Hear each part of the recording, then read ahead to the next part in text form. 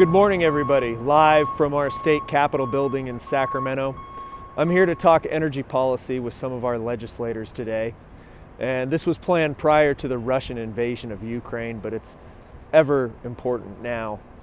We need to have a serious discussion, an honest discussion with the American people and the world about the crucial importance of California's energy supply and of the United States energy supply, and how we can come together to reverse the failed policies of Sacramento and Washington, D.C. over the past 12 to 36 months, and even longer.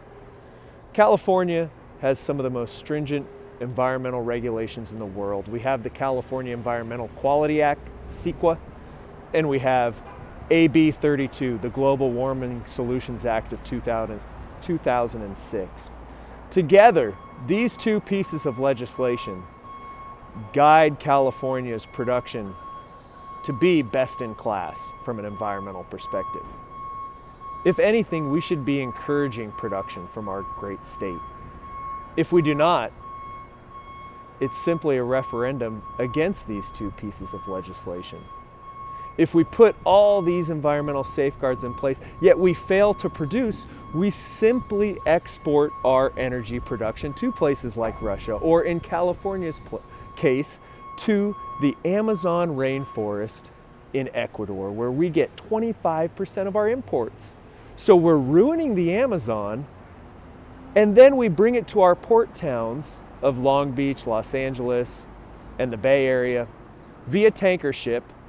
And those ports are the largest single sources of pollution in our state. They account for more pollution than all the vehicles in Southern California. So this is not a case where we start talking about alternative energy and electric vehicles saving the day. Because if we don't solve our import problem, we don't solve anything. So we need to come together as an industry, as an oil and gas industry, as a solar industry, wind industry, everybody. We need to ramp up all of our energy production at home, not just one in favor of the other. So we're really not talking about a transition so much as we need to be talking about an integration. And now more than ever, as Russia invades Ukraine, we need to talk about how we remove Russia's barrels from the marketplace over a long period of time.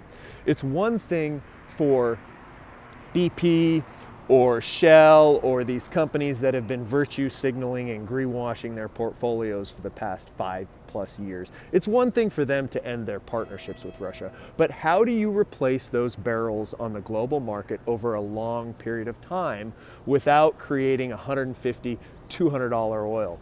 Well, let me tell you how. From 1941 to 1945, California increased its production 42% over those 4 years, supplying the world with 12% of its oil production during World War II, and being the main driver that powered the United States to victory. It's no different today. California's oil production has been in the crosshairs of Sacramento in a politically charged fight for many years, and it's senseless, and it's resulted in 70% of our oil demand coming from places like the Amazon, the rainforest. Can you believe that? It's really hard for me to even say that 25% of our imports come from the Ecuadorian Amazon. But what can we do about it? What are the policy recommendations? Number one, Sacramento needs to stop freezing every known permit that oil operators are trying to obtain. There's over 1,000 permits dating back many years that CalGEM is simply sitting on because they are a political arm of Sacramento's agenda rather than a responsible regulator.